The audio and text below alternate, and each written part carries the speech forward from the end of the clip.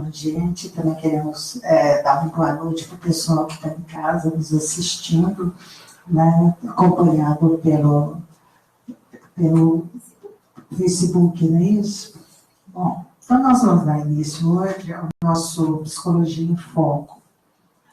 A Psicologia em Foco é um ciclo de eventos que acontece toda quarta-feira, a partir das 19 horas, aqui nessa sede, né, do CRP Minas Gerais, reunindo profissionais e estudantes de psicologia para discutir temas que afetam diariamente a categoria, com base na grande abrangência de seu trabalho, na pauta, no contato diário com a sociedade.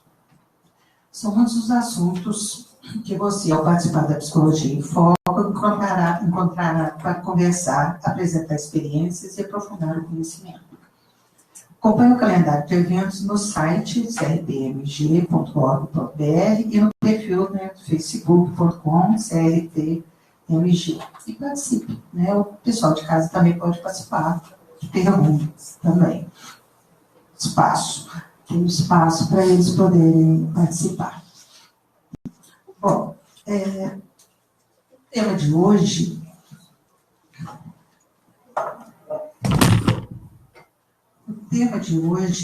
é conflitos, negociações coletivas e intersubjetividades nas organizações. Antes de apresentar nossos palestrantes, eu só queria lembrar, isso me fez lembrar esses dias eu assisti uma palestra da ministra Carla Lúcia, havendo um curso de Direito, a aula inaugural no curso de Direito na PUC. E ela falou uma coisa que, na hora, assim, achei muito interessante, ela criticando a própria professora também da PUC, né, está licenciada, né, claro, mas ela falando da importância do direito rever também o seu currículo, principalmente para introduzir mais questões ligadas à mediação, negociação, porque senão daqui a algum tempo a insistência que tinha o próprio curso em privilegiar os recursos, entrar contra alguém, que daqui a pouco nós íamos ter metade da sociedade entrando na justiça contra a outra metade.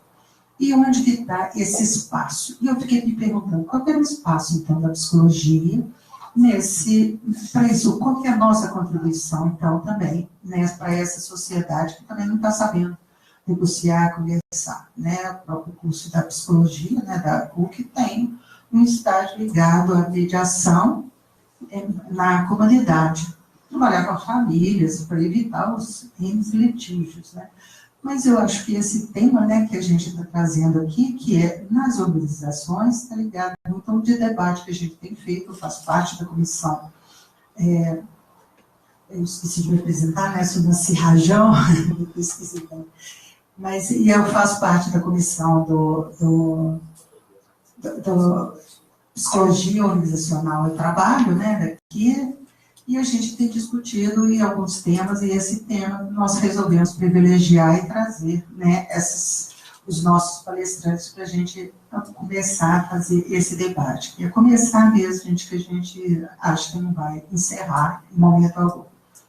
Então, para apresentar, né, os nossos palestrantes, nós vamos primeiro ouvir o professor Carlos Sicoli, que ele é graduado em Psicologia, mestre em Administração, ambos pela Universidade Federal de Minas Gerais, diversos cursos de pós-graduação de aperfeiçoamento profissional no Brasil e exterior. Mais de 30 anos de experiência de gestão corporativa, de áreas de recursos humanos e administração em grandes grupos empresariais, tendo atuado em quase todos os estados do Brasil e vários países no exterior. Professor universitário de graduação e de pós-graduação nas melhores universidades, faculdades de administração e psicologia organizacional.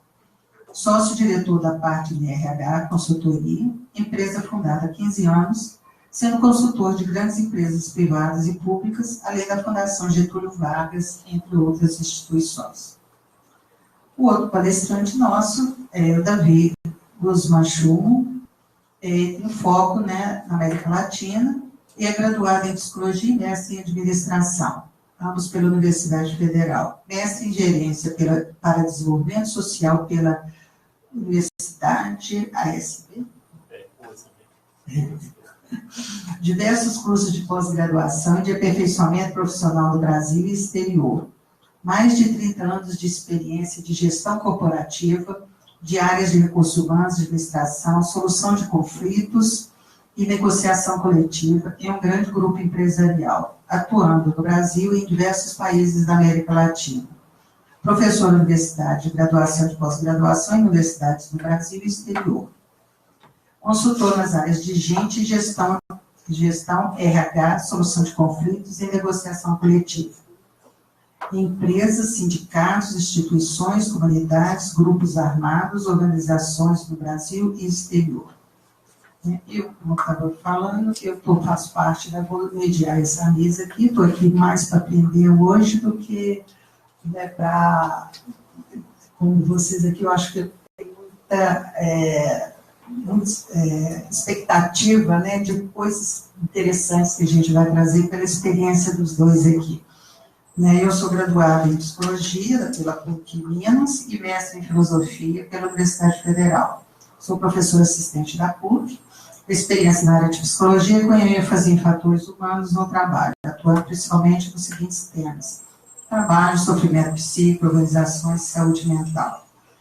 E também gestão do terceiro setor atualmente, que é uma área nova que a gente tem que começar a pensar nela.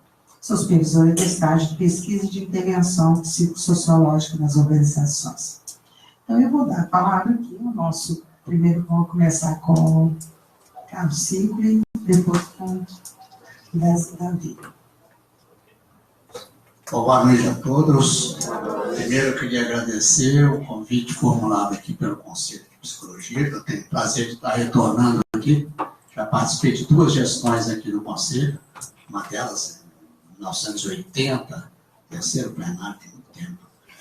E agradecer também ao Davi, a Nancy, a participação, e também a Carolina, que nos apoiou aí na parte das relações públicas.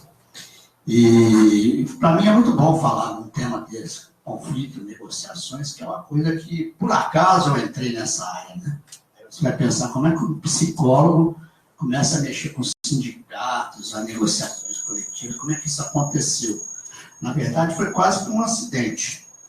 Eu nunca tinha atuado nessa área e eu estava em 85 fazendo um trabalho para Andrade Gutierrez, na Bolívia, montando lá uma área de recrutamento, seleção, suprimento. De repente, nós tivemos um problema lá grande, já com o pessoal que estava trabalhando e com os sindicatos. Eu não estava acostumado com isso, como é que é a escalação de sindicatos no exterior.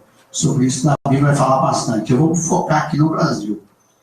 E acabei ficando, desde 85, resolvendo um problema de um conflito coletivo lá com os nossos trabalhadores e com o sindicato. A forma de atuar do sindicato era diferente daqui do Brasil, como o Davi vai ressaltar aqui para nós. E aí fui ficando com recursos humanos de modo geral e todo o problema de conflito trabalhista e conflitos coletivos, né? Acabaram sendo, eu fui dirigido para isso, ó, você se vira aí, resolve isso aí, nós queremos ver as equipes trabalhando e funcionando. Aí tive o prazer de conhecer o Davi também, né, que passou também a apoiar lá, falava bem espanhol, meu espanhol não era muito bom, hoje, graças a Deus, melhorou. Então, eu virei um especialista nessa coisa aí. E para falar sobre negociações e sobre essa relação com os coletivos dos trabalhadores e com os sindicatos, normalmente os conflitos coletivos, eles são mediados, são assumidos pelos sindicatos dos trabalhadores, pelas empresas que normalmente estão muito menos preparadas do que o sindicato para sentar na mesa para negociar. As empresas ou têm um especialista ou passam essa bola para o sindicato patronal, que normalmente também não está muito preparado para essas negociações coletivas. Mas para isso sempre tem uma subjetividade muito grande, influências políticas, ideológicas, de culturas, de valores diferentes, e são essas subjetividades que a gente tem que, de alguma forma, mostrar isso, para poder conseguir chegar a um bom termo nas negociações, que seja uma coisa que seja razoável para ambas as partes. Se não é muito bom para um lado, não tem como ser muito bom para o outro. Sempre tem um lado que não leva tanto o que queria. Mas é importante a gente começar, e a minha apresentação, eu pretendo começar do geral para o específico, até para a gente entender um pouco mais, e talvez alguns aqui não tenham algumas informações que eu vou passar, e espero contribuir com vocês. Para começar, você pode passar para mim? Aí mais um. Para começar, existe a Organização Internacional do Trabalho, que é, digamos, o núcleo central mundial que regula as relações de trabalho. Então, ela, como é uma organização apartidária, pelo menos teoricamente, ela tem na sua composição tanto o lado patronal quanto o lado laboral. Quando eu falar o lado laboral, eu estou sempre falando do lado dos trabalhadores. E o lado patronal sempre o lado que é considerado mais forte, mas é o lado dos empregadores, pelo menos teoricamente. Nós vamos ver que em determinadas situações isso não é verdade, principalmente algumas situações de conflitos mais sérios. A OIT, então, é uma organização, e dentro dela, ela é uma organização que existe desde 1919, a sede é na Suíça. Nós tivemos a oportunidade de fazer um curso lá também, que foi muito interessante para entender e conhecer. E por ela, essa organização que vai regular, de um modo geral, as relações entre patrão e empregado, empregado e patrão. São as normas gerais de bom relacionamento. E ligada também a ela, existem federações mundiais, organizações mundiais. Isso tudo para vocês entenderem como é que você vai chegar na mesa de negociação, como é que você vai desaguar lá na negociação. E essas federações sindicais mundiais, tem, por exemplo, essa FSE, que foi fundada em 1945, é mais velha do que eu. Tem uma orientação ideológica, anticapitalismo, focada no trabalhismo e bem focada na orientação classista e orientação comunista. Ligada a eles, dentro da ideologia deles, existem algumas centrais sindicais do Brasil. Por exemplo, a CUT, a CGT, a CGTB, que eu vou falar sobre eles daqui a pouco, a UST. Existe uma outra organização, uma união global, que é fundada mais recentemente, em 1914.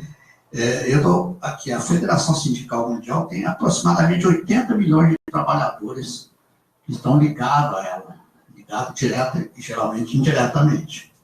A IGU tem um contingente de sindicatos que representam 50 milhões de trabalhadores ou mais.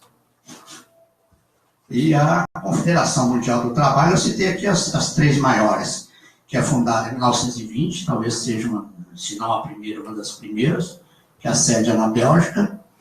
5 milhões de trabalhadores de 116 países têm ligação com a CMT. E a orientação é mais livre, mais revolucionária, e normalmente ligados a essa CMT estão as centrais sindicais, digamos assim, de ação mais forte, mais radical. Ligado à IGU, tem aí a Força Sindical, a CUT, também está ligado a essa IGU.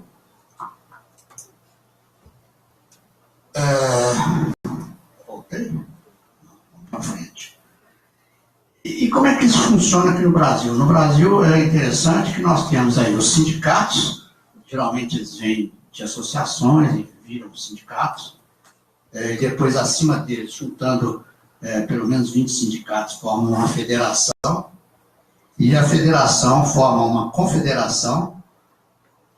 A confederação é a nível nacional, a federação normalmente é a nível estadual, e o sindicato aqui no Brasil, ele é a nível municipal, e é por categoria profissional. Vocês vão ver que é diferente do exterior, bem diferente do exterior. E no caso, isso é do lado patronal. No caso do lado laboral, dos trabalhadores, a diferença, ela está em cima. Porque, no caso dos trabalhadores, existem as centrais sindicais. Então, você tem aqui os sindicatos, as federações, as confederações e as centrais sindicais. Então, essa é, digamos assim, que na estrutura sindical é a maior diferença que existe entre eles. E aqui nós temos aqui algumas estruturas sindical, alguma delas, né? Citei as principais. A principal aqui no Brasil, eu considero a CUT.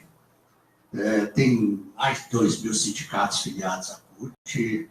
A Força Sindical, que é de 91, não é tão nova, tão antiga quanto a CUT. A CUT surgiu em 83.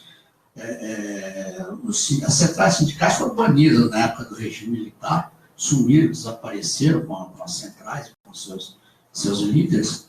Só a partir de 75, 78, até onde aparece o nosso ex-presidente Lula, lá em São Bernardo, e é uma liderança forte. E em 80, mais ou menos, houve um congresso nacional da chamada CONCLAT, das classes trabalhadoras, e ali se separou. Mais ou menos por aí começa a surgir a CUT, que vai se consolidar em 83, que tem toda uma orientação bastante diferente da CGT, por exemplo, né, que é um grupo mais comunista.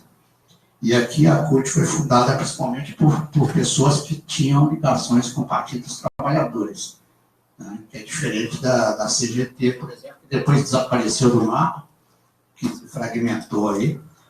E aqui nós temos também a Força Sindical e tem a CGT-B, que é a Confederação Geral dos Trabalhadores do Brasil, que está lá na ponta, que é das mais antigas aqui, de 91 aproximadamente, mas não tem uma expressão muito forte. Pelo menos eu, olhando do lado do meu relacionamento com as centrais sindicais e com sindicatos trabalhadores, eu considero que nem se compara com a força e o poder que tem uma CUT, por exemplo.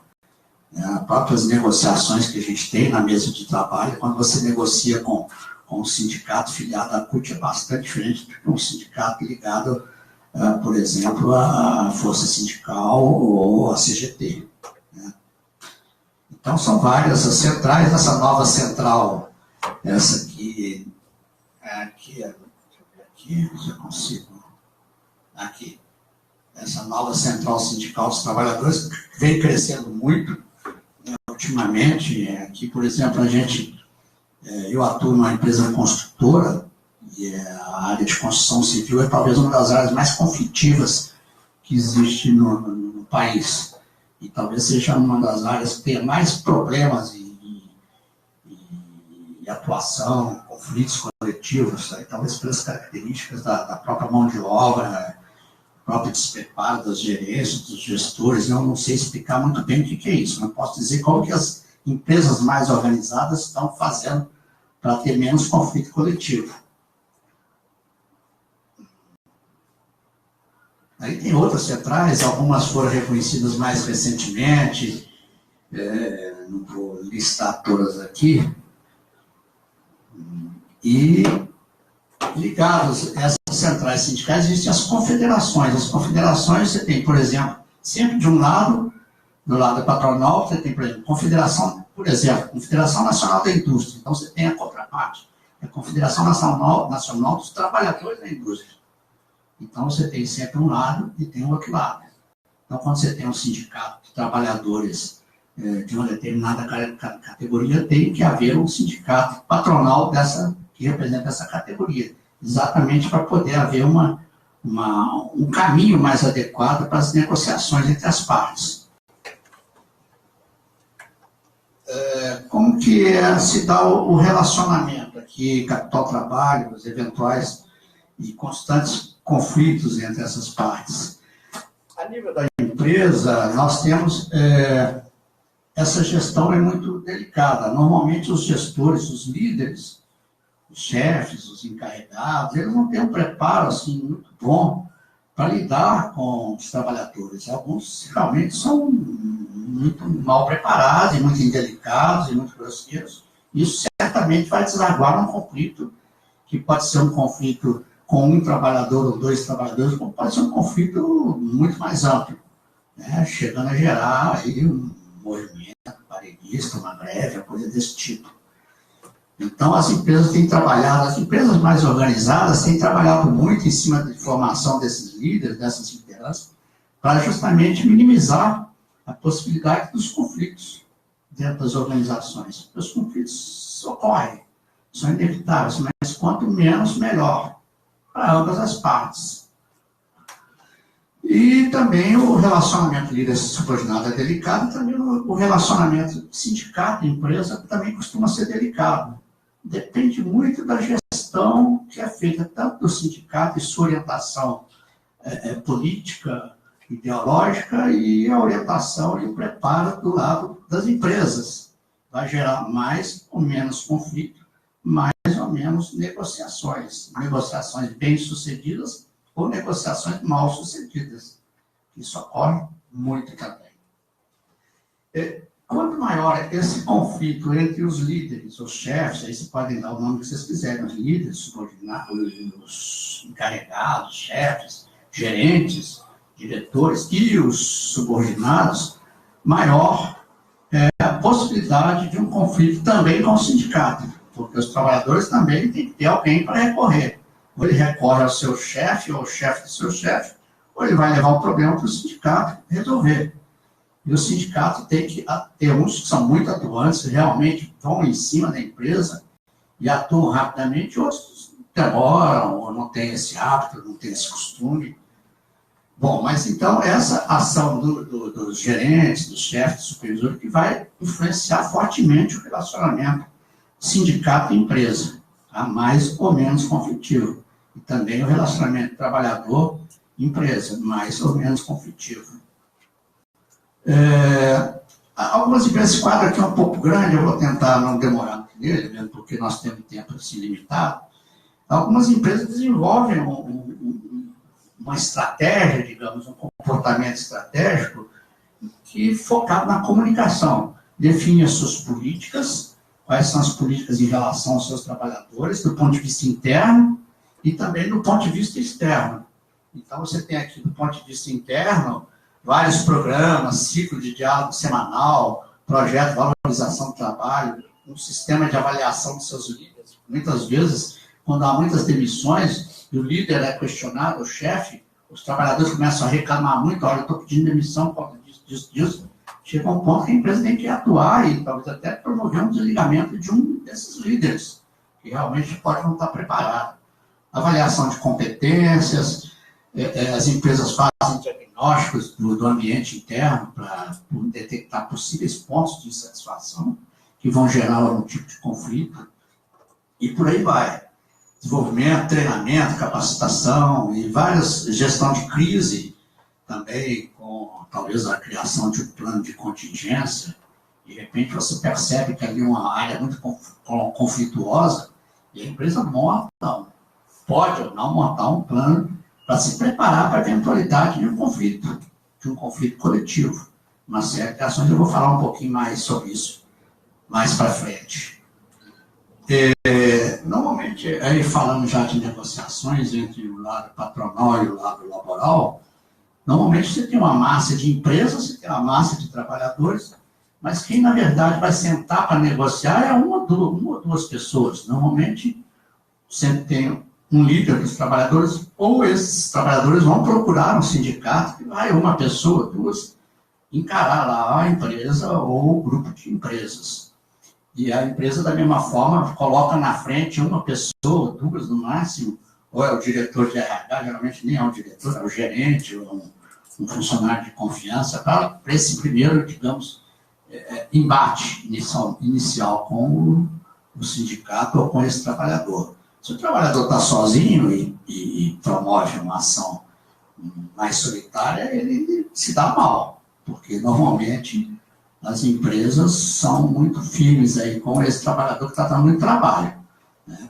Quando é uma empresa pública é um pouco mais difícil, porque você tem uma outra questão envolvida aí, que é da estabilidade, tem uma série de dificultadores aí.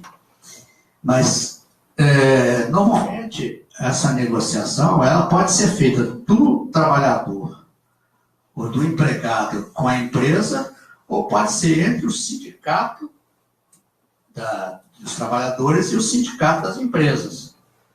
Né? Quando a empresa não está muito bem preparada para negociação, não tem um cara que é bom de negociação, que está preparado, que está bem treinado, o que ela faz? Ela entrega ao sindicato patronal, pede ajuda para o sindicato patronal para negociar com o sindicato que está ali batendo na porta da empresa. Mas as empresas maiores, elas estão melhor preparadas, geralmente tem pessoas bem treinadas, bem preparadas para gerir esses conflitos coletivos.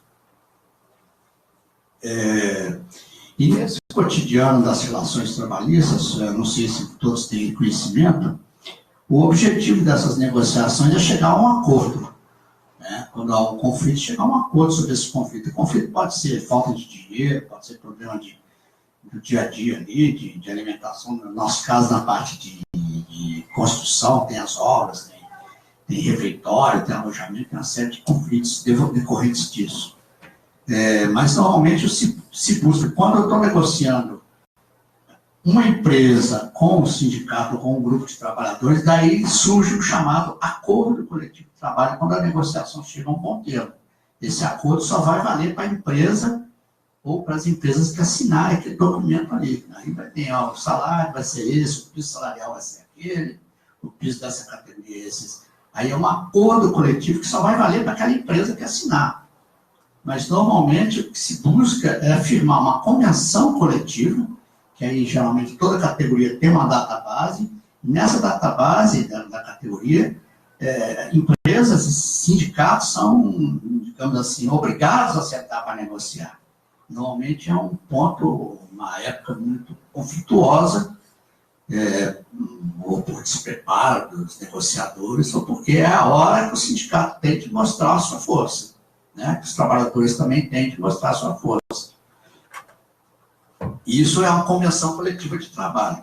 Toda vez que há um problema, que não há acordo, seja um acordo, para um acordo coletivo ou um acordo para firmar uma convenção, que a convenção vai obrigar todo mundo, quem está na mesa, as empresas que estão na mesa negociando com aquele grupo de sindicatos, de trabalhadores, ou não. Se a empresa for omissa, ela pode ser obrigada a cumprir certas cláusulas que ela normalmente não concordaria, mas está na convenção coletiva, tem que cumprir, porque vale para todas as empresas que estão dentro e que estão fora daquele acordo. Então, se busca fazer essa convenção, negociar, essa negociação geralmente é demorada. É 1 mês, 2 meses, que é diferente de uma negociação durante uma greve. E durante uma greve, a negociação coletiva tem que ser rápida.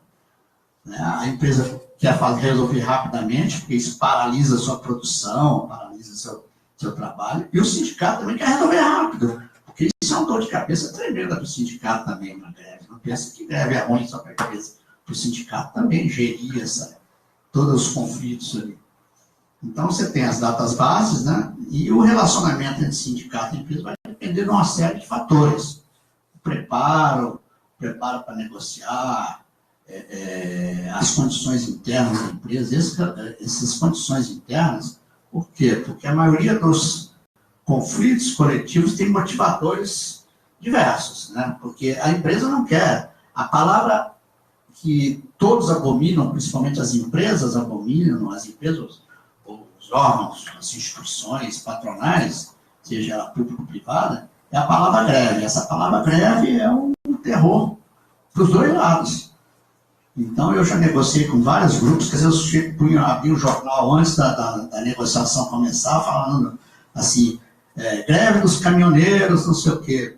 Ele não falou em greve comigo, mas ele abriu um jornal assim, descuidadamente, para dar uma mensagem ali subliminar para mim, greve ali, pode ter greve aqui. Então, doutor, fica esperto aí. Ou fulano, fica esperto aí, que isso pode acabar mal. Acabar mal é levar a uma greve, porque a greve é o último recurso.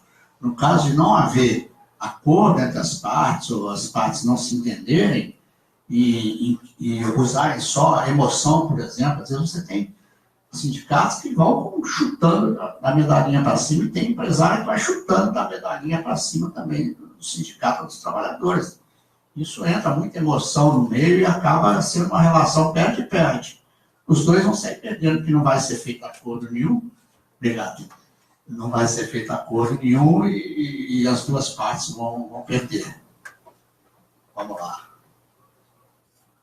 Então, a greve, no caso de empresas de construção, motivadores principais, parte de alimentação, normalmente a gente a empresa não está preparada, às vezes, para um hábito. Então, se eu não dou uma alimentação para os meus trabalhadores em Minas Gerais, é diferente da alimentação quando eu mudar lá para o Pará. Lá é diferente, lá tem as comidas diferentes, os temperos diferentes. Você acha, a empresa acha que está fornecendo a melhor alimentação e daqui a pouco está tendo um movimento lá, uma greve, porque a turma tem insatisfeita com a alimentação. O restaurante está ruim, não está dando a comida adequada. Isso é motivo de paralisação. Ou alojamento, problemas de alojamento também geram muito movimento de paralisação. Problemas de transporte também são muito sérios. E salário, claro, cargos, salários, que normalmente a motivação é que o trabalhador mais espera com qualquer negociação, que melhore o meu salário, porque isso é imediato, isso vai afetar o bolso dele aqui imediatamente. Acidente de trabalho, ter um acidente dentro de uma empresa é um caso seríssimo, por isso que as empresas estão muito preocupadas em evitar acidentes. E alguns motivos sociopolíticos, de repente, a época da database, ou tem uma disputa entre sindicatos, aí um sindicato tem que mostrar mais serviço que o outro. Aí ele vai e provoca uma situação que ele vai ter que atuar. E com essa atuação ele consegue mais filiado. Então, ainda mais agora com o fim da contribuição sindical. O processo, geralmente, quando tem uma greve, ela pode ser provocada pelo sindicato, pode ser espontânea. Normalmente se forma um comitê de relações sindicais, o sindicato forma uma comissão do sindicato mais representantes-chave da empresa e vão ali sentar para negociar. Aí vão negociar 1 dia, 2 dias, 3 dias, o tempo que for necessário para resolver a coisa. Isso vai chegar, ao final, a um acordo coletivo de trabalho, ou chega a um acordo, ou vai para dissídio coletivo. O que é o dissídio? Dissídio é a falta de acordo. O não acordo igual dissídio. A época do dissídio, não. Database não é a época do dissídio, é a época da database. Agora foi o nosso dissídio, não. Dissídio é quando vai para julgamento de um terceiro, vai para o tribunal. Tá? Então, dissídio é outra história. E aí a greve ocorre ou por uma determinação judicial, porque as partes chegam a um bom termo, e aí tem a parte final, que é negociar essa retomada. Após uma paralisação, uma greve, sempre há digamos assim, não vou chamar de uma cicatriz, sempre fica uma marca, fica um desgaste. Chefe fica indisposto com o subordinado, que às vezes na época da greve faz uma provocação maior e tal. Vamos seguir aqui, nosso tempo. É importante quem vai compor essa comissão, e as empresas adotam, e também o sindicato mais organizado costuma adotar o plano de contingência, de preparação para a greve. O que eu vou parar, onde eu vou parar, o que é perigoso para a empresa que pare essa área que eu não posso parar. Eu tenho que tomar muito cuidado nessa área, porque essa área é estratégica para mim. Tem todo um estágio de negociação, planejamento, a preparação, que a gente chama de estágio preliminar, tá? Até o conhecimento do sindicato. Quem é o sindicato? O sindicato realmente é representativo ou não? Quem são esses líderes? Quem são os trabalhadores? Quem é essa empresa? Também do outro lado também, quem é essa empresa? Quem é aquele cara que vai sentar comigo para negociar? Qual que é a possibilidade de uma reação dele? Quais são as subjetividades dessa pessoa? O que é importante para ele? A sentada, que é realmente sentar no dia a dia, frente a frente, e aí cada um coloca as suas posições, ora mais radicais, ora menos, ora mais emocionais, ora mais racional, ora é propositalmente emocional, que é para causar um impacto para um lado ou para o outro, isso o pau que dá em Chico, dá em Francisco, dá para os dois lados, e faz o fechamento, que é o acordo ou desacordo. Quando há um fechamento, um acordo, você assina um documento com as bases acordadas e depois você vai reconstruir a relação dentro da empresa. O que é o sucesso da negociação? Quem negocia melhor? É aquele que escolheu o lado que a negociação teve um momento mais adequado, a oportunidade foi mais adequado, principalmente para o sindicato, dos trabalhadores.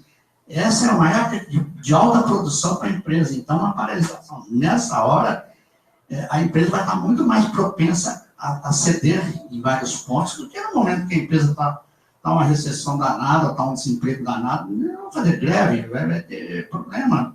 Né? O desemprego, vai aumentar ainda mais o desemprego. Então, a hora certa de fazer o movimento é importante para o sucesso. Também quem domina mais informação. Quem tem mais informação na negociação? A informação é fundamental. Então, o domínio da informação e o poder. Qual o poder de barganha que tem essa pessoa que está negociando esse sindicato? O sindicato realmente tem uma representatividade, ele é forte, realmente. Ou essa empresa realmente está bem preparada, está mal preparada? Então, qual é o poder que está envolvendo aí? Qual que é a possibilidade de sucesso na negociação? Quem domina mais essas coisas tem mais possibilidade de sucesso. Outra coisa que eu coloco como fundamental é administrar o que é razão, o que é emoção. Então, quando você tem negociar só com emoção, é tinta, é perda na certa. A gente tem que saber administrar a emoção do outro lado. Né? Isso vale para os dois lados. O que eu estou falando vale para os dois lados. E o sucesso está na melhor administração da razão, da emoção, do que é subjetivo, do que é objetivo. Né? Você tem um dado objetivo. O cara falar assim falar de gosto, por exemplo, da alimentação é uma coisa. Agora, falar que aqui os hábitos são outros, aqui você está no outro estado, aqui você está no outro país, aí isso é um dado objetivo. Quem administrar melhor isso, possivelmente vai ter mais sucesso na negociação. É mais ou menos isso aí, ó. Então, subjetivo, se você vai um lado com emoção, o outro lado também com emoção, quanto mais emoção, você vai chegar a um final em que as duas partes perdem. É uma relação perde. Qual é o nosso objetivo em qualquer negociação, principalmente nas negociações coletivas? É ter um fechamento em que as partes sintam que ganharam. Podem ter ganho tudo que queriam, mas ganharam uma boa parte. Então, principalmente essa sensação de vitória em alguns pontos, ou em todos. Então, essa relação ganha é o objetivo de qualquer negociador, seja de um lado ou do outro. Porque quando ganha-perde, ou perde-ganha, eu perco, você ganhou, na próxima você vai ver comigo se eu perdi. O outro lado também. Tá bom, você não concedeu nada, isso aqui. Me espera na próxima. Vou preparar muito melhor e vou jogar pesado. Meu tempo está acabando. Mas vamos lá. Então, normalmente, são objetivos diferentes nas negociações. O sindicato tem uma visão, tem um objetivo, as empresas têm outro objetivo, a justiça tem outro objetivo também, quando é acionada. O empregado normalmente está focando no ganho para ele, especificamente. E o que é fundamental? Agora, já encerrando. O fundamental é essa habilidade, a habilidade que a gente tem que ter para administrar essas coisas. Objetivo, controlar a emoção, traduzi-la positivamente, conseguir fazer um trabalho de forma que o outro sinta que você está sendo claro e objetivo, porque mesmo que você não esteja sendo muito sincero, mas se o outro lado percebe que você está sendo objetivo, está usando a razão, está usando argumentos que realmente te convençam, morreu. Felicidade pode não ser total, mas ela ocorre. Então, a habilidade do negociador em conseguir conciliar os objetivos que são diferentes entre as partes e os motivos ou os motivadores que são diferentes entre as partes e conseguir levar a negociação no final que seja minimamente razoável para as partes, então esse sujeito sai com a sensação de missão cumprida. Isso, essas pessoas. Esse é o resumo do que eu gostaria de falar e agradeço aqui a vocês. Obrigado.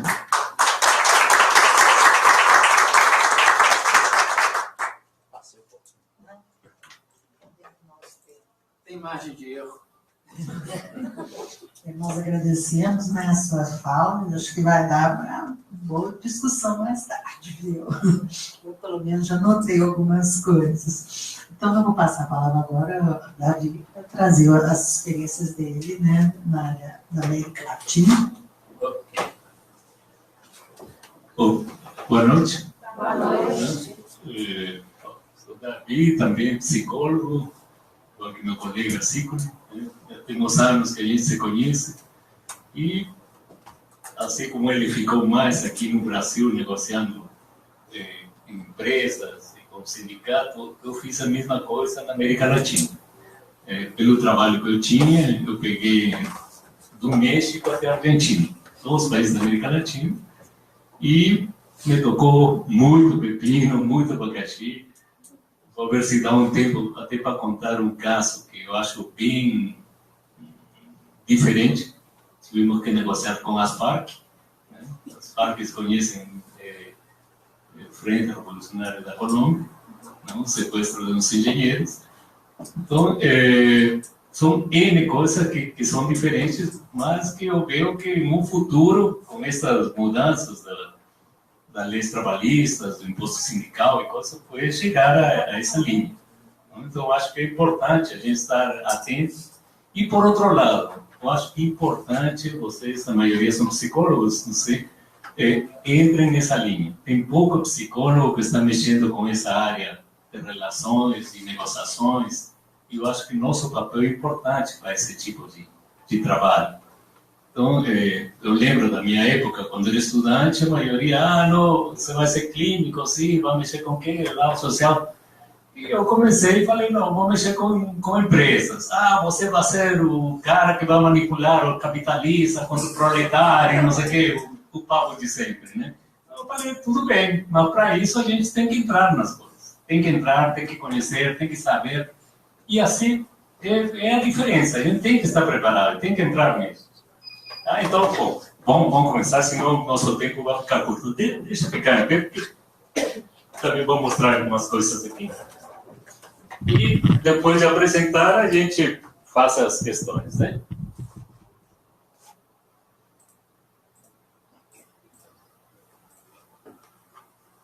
Então, Paulo. Conflitos, negociação coletiva e suas intersubjetividades. Eu gosto muito deste tema, inclusive minha tese foi sobre isso. Então, eu há anos que mexo com isso, mais de 35 anos, gosto de estudar esta área e fiquei muitos anos trabalhando com isso. Até agora, tive umas consultorias sobre isso, então, depois, o que quiser perguntar, com toda confiança, a gente vai, que eu acho que deve ser muito rico esta palestra. Bom, como o Ciclo falou, também do sindicato, da organização sindical, na América Latina existe da mesma forma. Tá? Tem as centrais sindicais, que são nacionais, tem as confederações nacionais, igual que aqui, tem federações, que aqui eu já vejo diferenças com o Brasil. Em toda a América Latina, só como informação, Brasil e Argentina que tem sindicatos corporativos. O resto dos países da América Latina são sindicatos por empresa e por ramo de atividade. Então, vou mostrar a diferença. Federações e centrais sindicais também são estaduais. Assim como tem, digamos, a CUT, a nível nacional, você tem uma CUT a nível estadual também nos outros países. E tem os sindicatos por ramo de atividade, então, petroleiros, construtores, farinheiros. E a diferença é que, além disso, tem um sindicato por empresas. Então, eu trabalhava lá, estávamos construindo uma cirurgia, então era o sindicato da siderurgia tal, né, afiliado aos construtores, mas o peso era deles. Ou seja, qualquer negociação, a gente pegava o sindicato da empresa mesmo. Os caras te cobravam, aí estavam em cima. Além disso, com 25 pessoas, formam um sindicato. Então, lá com 25 pessoas, já a empresa que tem 3.000 pessoas, ele com 25 já formou o sindicato. Então, sempre tem sindicatos nas empresas. Lá não existe esse imposto sindical nem a contribuição sindical. Então, isso que muitas vezes agora estão falando, e como que vão fazer os sindicatos que não temos nossa contribuição sindical? Lá não tem. E são atuantes, são duros, são caras que pegam mesmo no pé até resolver as coisas. Agora, tem uma diferença. Aqui diz, o imposto sindical, ele é determinado nas assembleias. Então, eles formam uma assembleia e decidem, a partir de agora, vão pagar 10%, 5%, meio salário, eles determinam, e o próprio trabalhador que define, fala assim, está certo, não está certo, e eles sabem, se está certo, eles vão reivindicar do sindicato. Então, eu particularmente acho que deveria ser assim. Eu pago por algo e cobro. Agora, se por lei me desconto, fica aí colocado.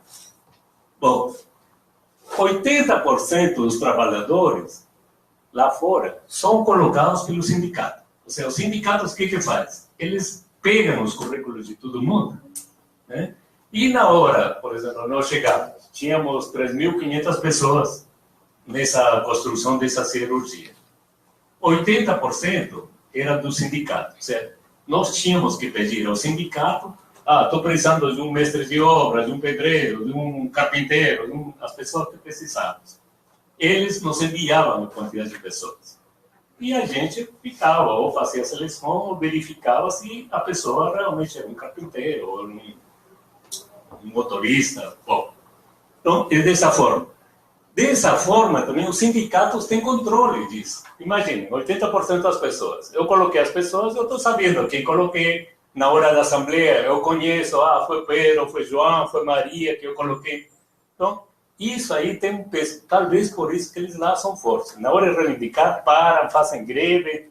Eu fiquei impressionado, uma vez na Bolívia, a Central Obreira Boliviana, que é similar à CUT, parou o país. Mas parou mesmo, literalmente. Paravam e a greve geral de todos, porque eles têm os trabalhadores na mão. Ok, então isso falando do sindicato da América Latina. Tá? Se quiser, depois a gente pergunta mais. Vamos ver agora um negócio interessante que eu coloquei aqui nesta foto, não sei se conseguem ver. Essa aí é a porta da entrada da obra. Aqui, ele fala... Aqui, não sei se você consegue ver, diz Sutique Bolívar. Eles mesmos que pintam... desculpa. Eles mesmos que pintam a... Pode ficar, deixa é só. Bom, tudo bem. É só... Ok, mas eles mesmos que pintam a entrada. Tá? Por quê? Porque com 25 pessoas você monta um sindicato. Então, o sindicato mais forte, ele chega e também, aqui eu coloquei sindicato marcando o território. O cachorrinho vai lá e marca o território dele, o sindicato vai lá e marca. Agora, esse aí é meu. Eu sou Sutique e vou ter o peso e os trabalhadores se inscrevem nesse sindicato e começam a chamar para trabalhar. Então, é uma forma de ter o controle e eles. Nem tinha começado a obra, nós chegamos quando não tinha nada, que tinha mato.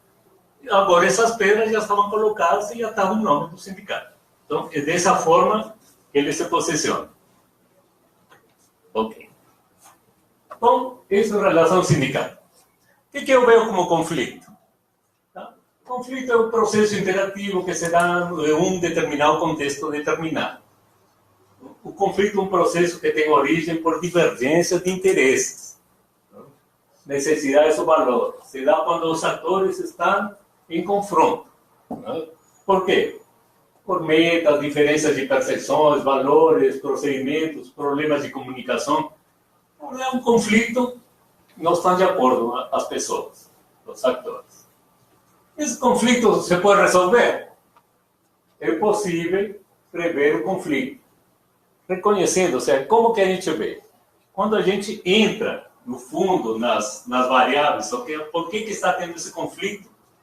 Aí que a gente vê a essência de por que aconteceu.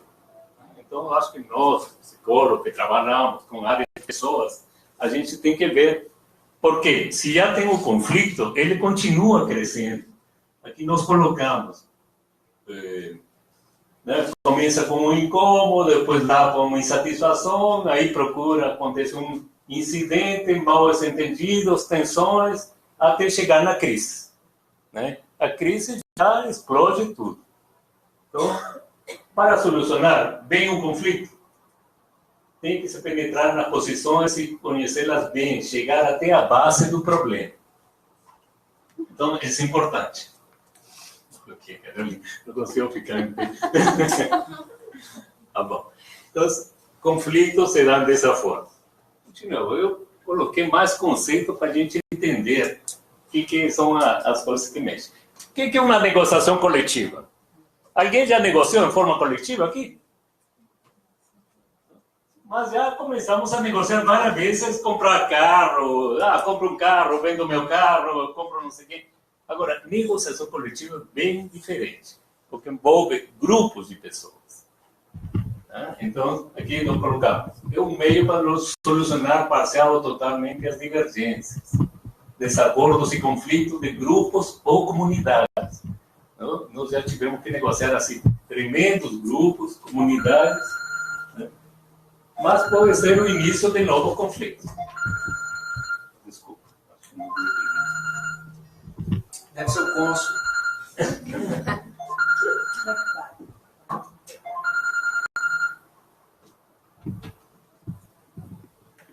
Não está brincando mesmo, mas entre outras coisas além, eu também sou cônsul do Peru. Bom, então, agora, a negociação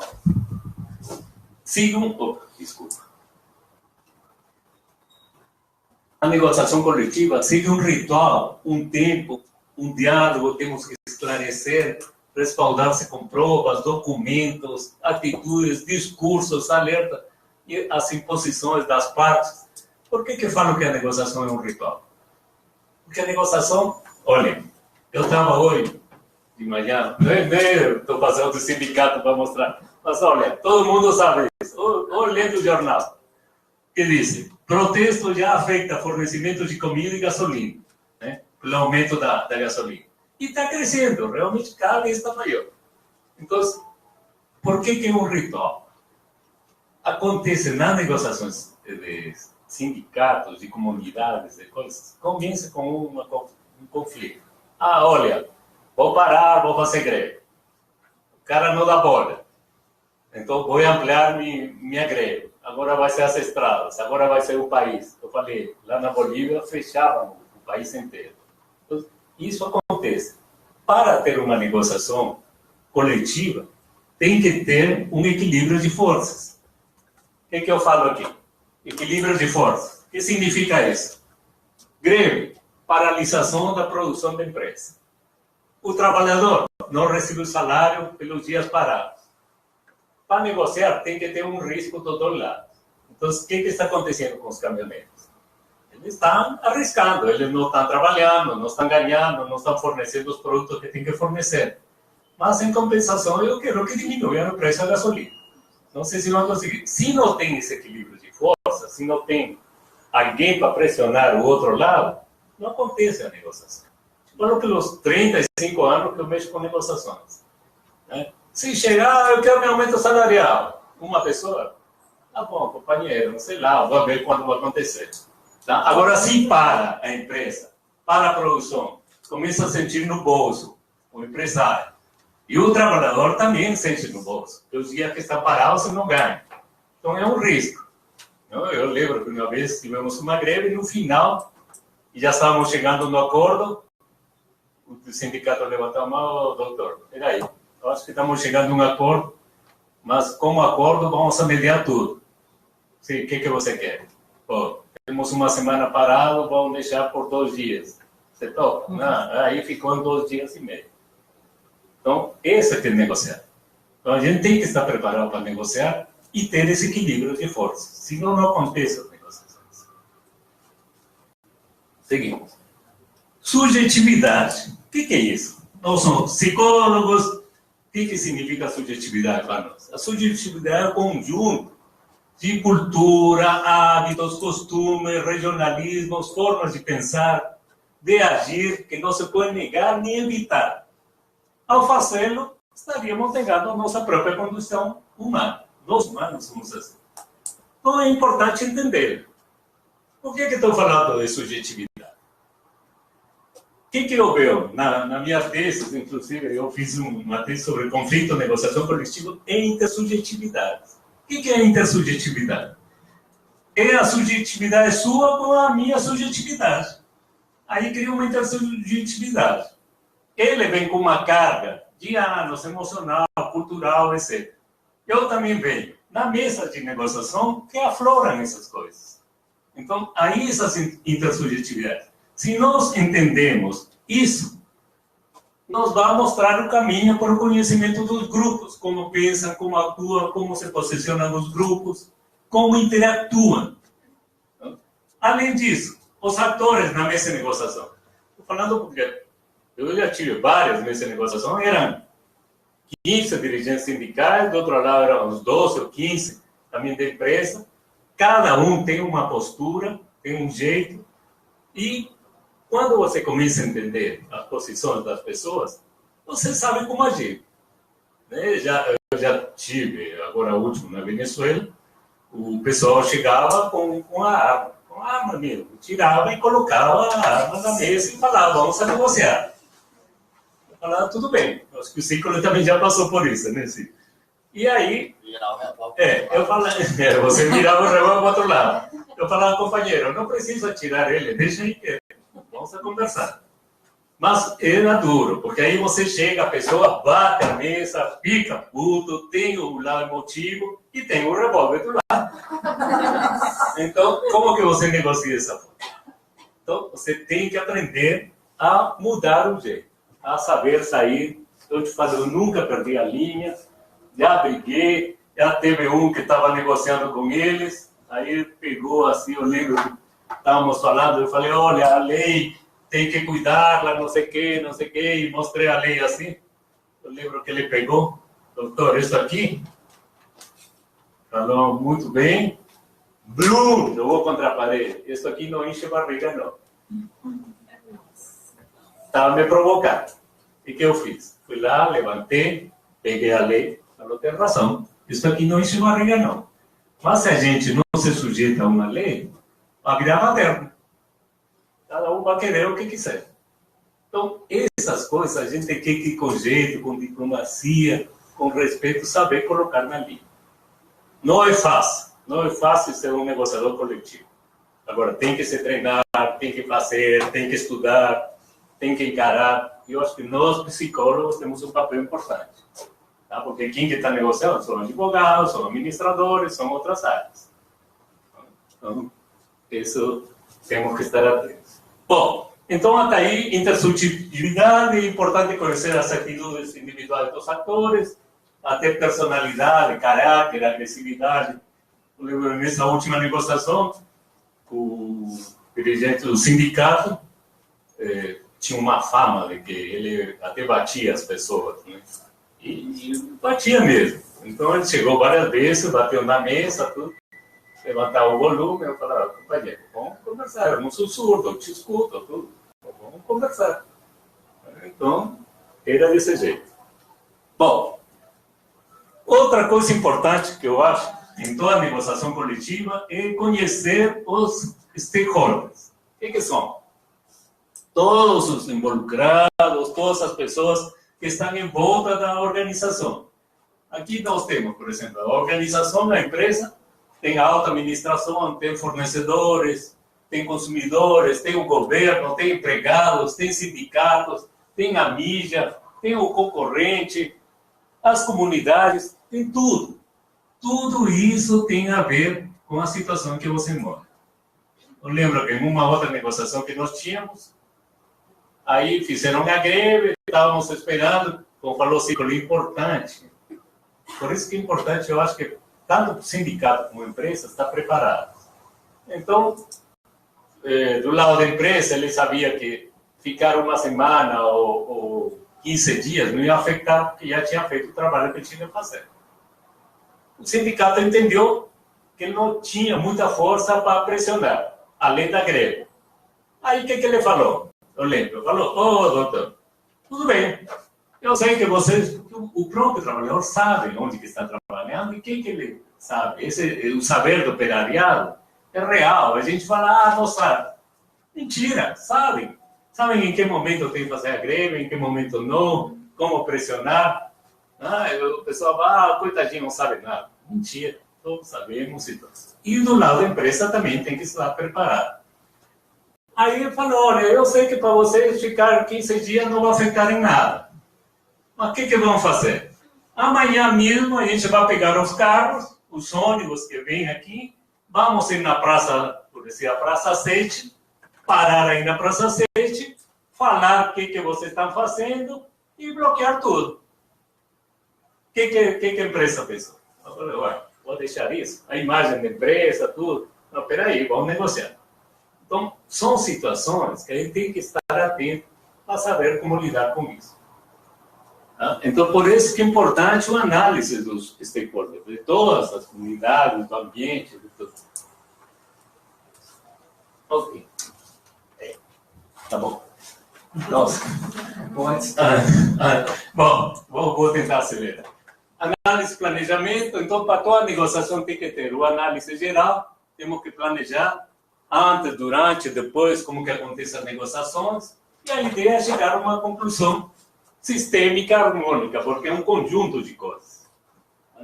Vamos saber. Bom, aqui é só por alto, são até dentro das negociações, dentro do planejamento, a gente tem um instrumento, faz a identificação dos stakeholders, outra matriz que eu mesmo faço, não? Com os tempos a gente aprendeu a fazer tudo isso.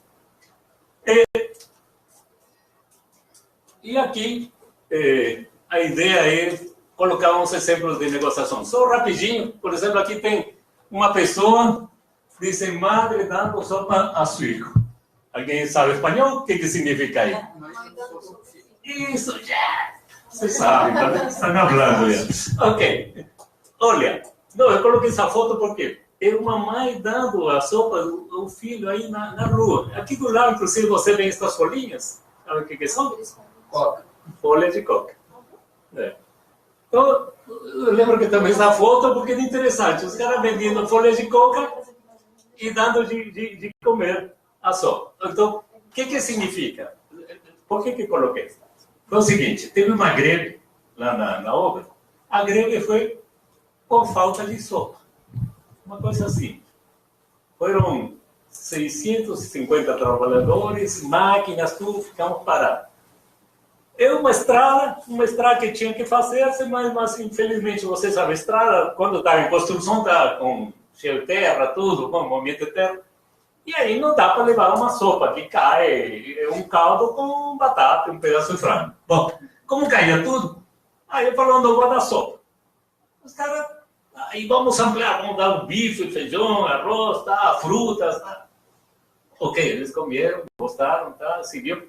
Depois de uma semana, assim, ó, quero sopa. Não dá, cara, a sopa complica, não sei o quê, não tem jeito como levar.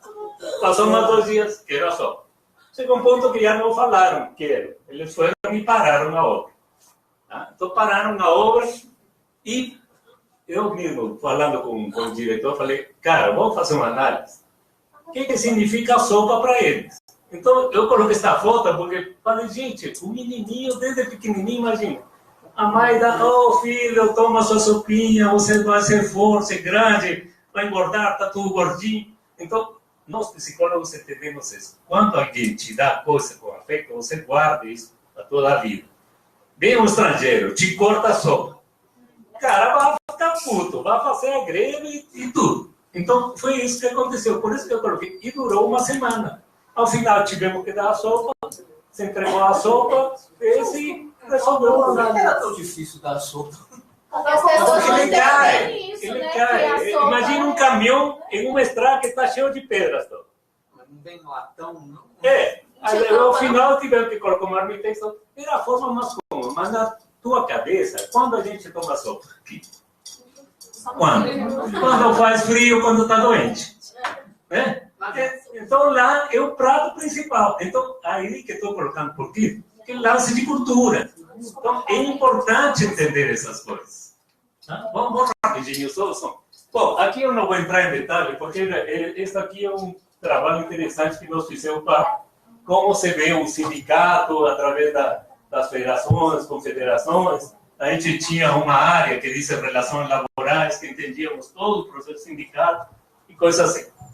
Bom, e aqui eu queria só para mostrar rapidamente sequestro dos engenheiros, que é um caso bem atípico. Não? O que foi? Nós estávamos na Colômbia e de repente parou na estrada, saiu um grupo armado, né? Estávamos neste lugar, se você vê um lugar assim, não tem nada, e era um povo pequeno, né? Um pedacinho. A gente tínhamos 1.200 trabalhadores na época. A área era entre dois parques, né? Um parque aí em cima, outro parque, ou seja, cheio de árvores, realmente de difícil acesso, né? Aquilo saiu nos jornais, e aqui os senhores da FARC, né? Esse aí, aqui era o chefe da FARC, que era o Marulanda. Depois aqui tem o Mono Jojoy, que também foi um outro cara. Cano, que era o representante do lado político, segurança, era a CUP. E, bom, e tinha as outras pessoas ligadas a isso. O que aconteceu? Eles, quando nós chegamos para fazer essa obra, só um minutinho, quando nós chegamos para fazer essa obra, sabíamos que tinha essa dificuldade da guerrilha, né? Mas a gente tinha que fazer a obra, era um compromisso. E, Davi, você é psicólogo, lida com a comunidade, com todo, então você vai ter que fazer um trabalho aí interessante para evitar que sequestrem alguém. Então, eu ainda com imagem, nossa, de estudantes, eu vou fazer tipo Che Guevara, vou ajudar as comunidades, tudo. Aí eu fiz, né, ajudei, pintei a igreja, até o sino, colocamos, refizemos, tudo, aí você vendo que um povoadinho pequeno. Tudo bem, agradeciam, gostavam muito da empresa, tudo. Mas no final, eles sequestraram. Não? Aí que caiu a ficha, que era um grupo de guerrilha, mas também estavam juntos com o narcotráfico, coisas assim. Então, eles sequestraram para ter dinheiro até para se autofinanciar, né? Para ter as armas e tudo isso.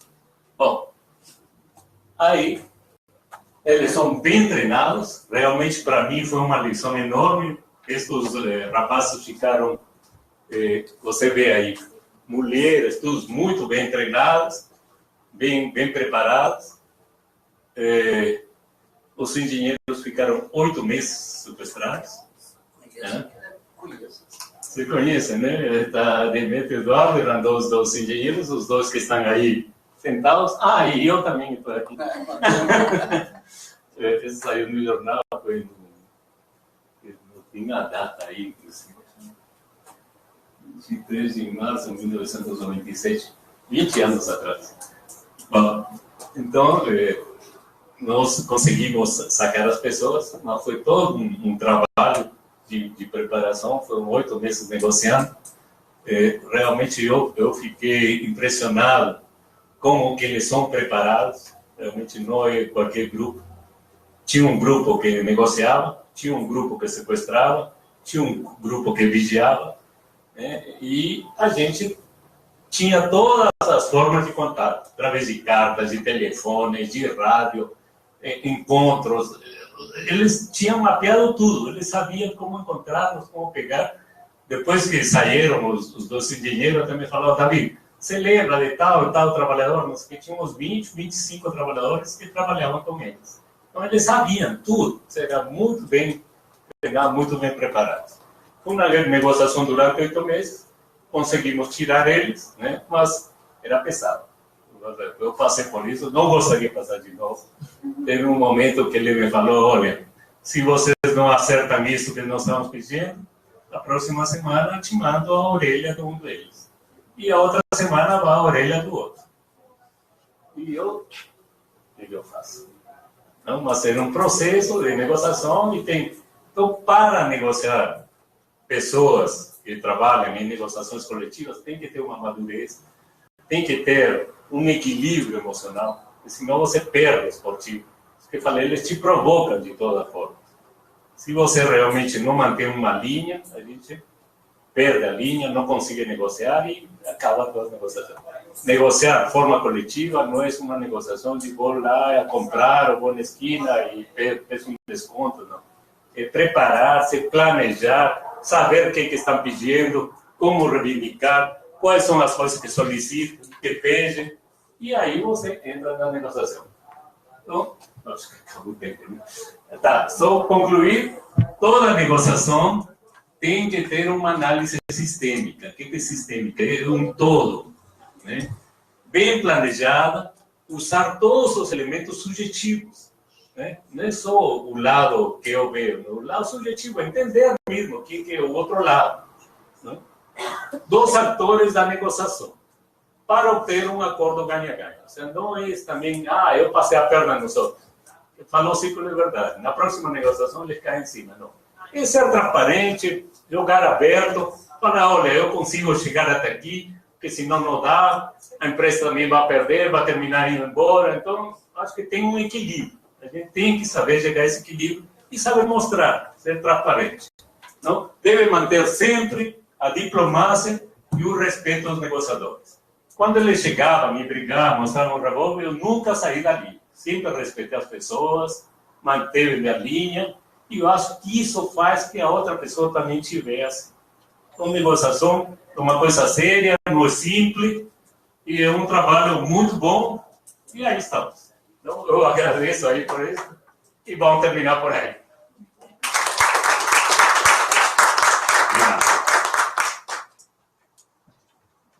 Eu que agradeço, também não queria estar nessa posição, não. Eu não gosto de estar nessa posição, tem que marcar o tempo. Nós temos, né, limites, é lógico, tem que respeitar, e a gente quer também abrir o espaço, né, para o debate. Né? Eu acho que essas coisas que os dois falaram aqui, que me chamou mais atenção, é a importância do planejamento e do conhecimento prévio de quem é o outro. Né? E esse conhecimento não é desqualificar o outro, né? É achar porque ele é pobre, porque ele é trabalhador, né? O que for. Como você falou, você até tomou um susto, né? Ao perceber a competência e conhecimento dos outros, né? Do pessoal da FARC, em termos de organização, né? Divisão de tarefas, a própria empresa mesmo, né? Então, eu queria abrir agora, né, para as perguntas, né, e o pessoal de casa também fica à vontade também para mandar as perguntas deles. Ela pode aproveitar aqui para explicar aquele negocinho lá do sindicato que ele queria mostrar no tempo? Aqueles 3 círculozinhos que ele mostrou. Eu não vou ter tempo da empresa? Não, era só por meio tempo. Só um minuto. O que era aí? Era a área de relações sindicais, que era da empresa, tem a área de recursos humanos e a área de segurança trabalhista. Que são 3 temas, como o Silvio falou, que tem alimentos, tem segurança, que pega. E o que faz? O sindicato também sabe. Vai chegar, companheiro, você está pedindo que trabalhemos, mas tem um sol quente e não tem água, e eu quero água gelada. Então, você teria que saber como resolver. Então, esse grupo, as reuniões eram todas as semanas, que a gente sabia para ver quais conflitos poderiam ter, e aí a gente ia conversar com os subcontratistas também, se estavam fazendo isso, e o sindicato também, a gente veia se as reivindicações eram reais ou ele queria aproveitar o poder e mostrar isso, porque tem muito blefe também para promover. E nessa aí você joga aberto na mesa de negociação. Várias vezes ele falou, olha, eu quero que aumente o salário, não sei o quê. No fundo, eu veia que ele estava brigando com o salário dele. Então, quando a gente, na mesa de negociação, você desmistifica isso, olha, companheiro, para de ser, sei lá, você está brigando com o salário seu e não está olhando o resto das pessoas. Então, essas coisas têm que ser abertas, têm que ser transparentes. Porque assim como o lado sindicato tem a necessidade dele de promover, mas também tem o lado pessoal que eles também querem. E a empresa também tem que ser transparente. Falar, olha, eu equilibro minhas contas, mas desta forma. Mas só que a gente olhava não só salarial, olhávamos comida, olhávamos assistência, segurança industrial, tudo. E a gente debatia com as pessoas. Várias vezes a empresa me falou, Davi, você está de que lado? Eu falei, não estou nem de que lado. Eu estou querendo que as coisas se resolvam. Eu não quero conflito. Então, a gente tem que se posicionar também com a empresa e com o sindicato. Era isso. Alguém mais?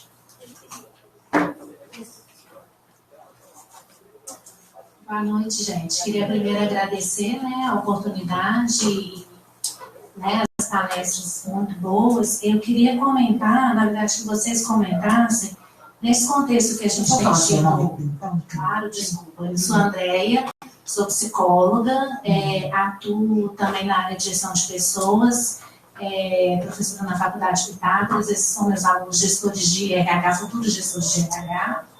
Né? Aí a gente Invasão da trabalha, Croton. né? E aí, sou psicóloga também, trabalho na prefeitura, trabalho no CSAB, né? Com usuários de álcool e drogas. E aí eu queria que a gente comentasse nesse contexto de mudança nas relações de trabalho, dentro da retirada que a gente tem visto de direitos, né? E nesse contexto todo, como que fica o papel, né, do gestor ou do mediador nessa questão da negociação, para onde que a gente caminha, porque realmente tem que ter esse equilíbrio de forças, mas me parece que desse lado o trabalhador nesse momento fica um pouco menos, né, assim, considerando a balança. E a gente tem que olhar o lado da empresa, mas também não pode esquecer do lado do trabalhador, né? Então, para onde que vocês acham que encaminham esse futuro das negociações, né? E se vocês têm percebido algum impacto, assim, subjetivo na questão da saúde mental do trabalhador, em decorrência dessas mudanças, e como que as empresas têm lidado com isso? Muito preocupante a chamada reforma trabalhista, né, que você está se referindo, aprovada em novembro, se não me engano, do ano passado. 11 de novembro de 11 de 2017. A Lei 3.437. Então, a percepção minha, até mesmo dentro da empresa, do lado, digamos, desse patronal, é que essa reforma ela foi uma reforma patronal. Eu acho que houve realmente quase que, digamos assim, um posicionamento, uma legislação que, se não tirou direitos, pelo menos dificultou muito o lado laboral. Então, eu falei isso até no sindicato patronal, eu acho que essa nova legislação, essa reforma, chamada reforma trabalhista, prejudicou muito, tirou um pouco, pelo menos, o poder de barganha dos trabalhadores e até dos sindicatos. Aliado a isso, teve uma questão muito importante, que é o fim do imposto sindical. Com o fim do imposto sindical, a contribuição obrigatória, né, o imposto sindical era imposto, né, você tinha que pagar dar um dia de trabalho seu para contribuição sindical, isso era rateada, 60% para o sindicato, 20% para aqui, 5% para lá e tal, sindicato, governo, centrais sindicais. Com o fim do imposto sindical, a tendência, eu acho que isso foi um ferimento de morte, digamos assim, que o lado patronal conseguiu em cima, principalmente dos sindicatos que viviam só do imposto sindical, que, na verdade, defendiam muito pouco o trabalhador. Aqueles sindicatos que se chamam de sindicato pelegos, né? Aquela pele que você bota, cavalo que você põe ali, põe a sela em cima, aquilo é um pelego, né? Aqueles sindicatos dominados. Então, a tendência é que os sindicatos que atuam pouco, ou eles vão ter que mostrar serviço, porque agora, a partir de agora, inclusive já existem propostas da Força Sindical, estabelecer um padrão para que haja negociação na porta das fábricas, na porta das empresas, para estabelecer um percentual de 3%, 5%, enfim, um X%. E isso, eu acho que, do ponto de vista de pressão do trabalhador sobre o empresário, não diminuiu muito, não afetou tanto, mas afetou o lado que é o representante do trabalhador, que são os sindicatos laborais. O nosso papel, que eu vejo, é um alerta para nós, que somos dirigentes, diretores, gestores, enfim, de RH, é que nós temos um papel, uma responsabilidade grande nessa história, porque não é porque não tem um sindicato, ou porque o sindicato que representava afastou-se por falta de dinheiro, que nós vamos deixar de exercer esse papel, que eu acho que nós temos de uma mediação. Nós somos mediadores das relações de trabalho. Isso que o Davi falou aqui é verdade. Às vezes já teve negociação que o empresário fala assim, peraí, de que lado que você está? Você está representando a gente ou você está representando os trabalhadores? Porque existem realidades que assim, não está como fugir. Eu acho que essa é uma reivindicação justa, que essa é uma reivindicação que não vai custar tanto para a empresa, ou que pode trazer os benefícios XY para a empresa. Então, há um papel que nós temos que exercer na falta de sindicatos, na fraqueza dos trabalhadores. Nós temos que estar o tempo todo ouvindo os trabalhadores, diagnosticando problemas e levando esses problemas para a alta administração. Esse é um papel importantíssimo do gestor de recursos humanos. Não é porque não existe sindicato, vamos deixar de fazer isso. Não, isso mesmo, né? É importante. Nós, inclusive, vocês que estão na área de recursos humanos, tem um papel importantíssimo nas empresas.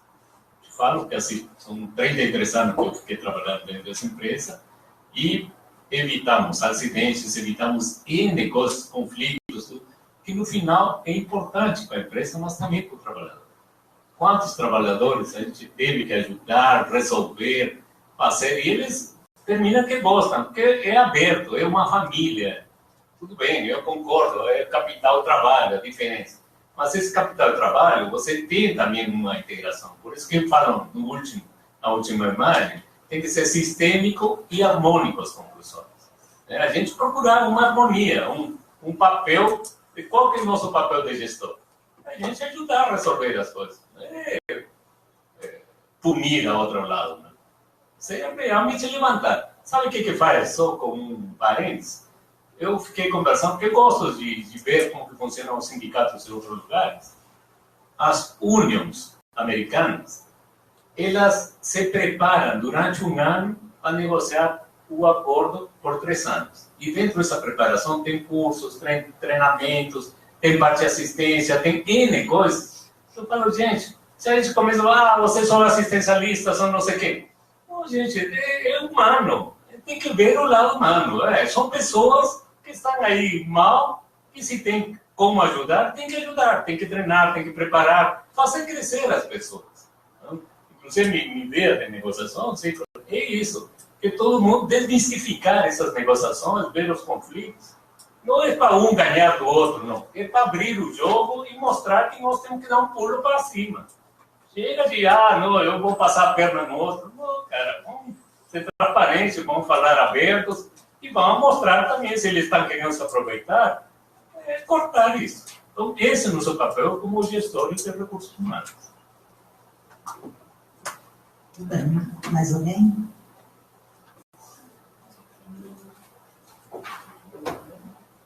Na área da saúde mental, você falou que você trabalha, né, com a saúde do trabalhador, saúde mental.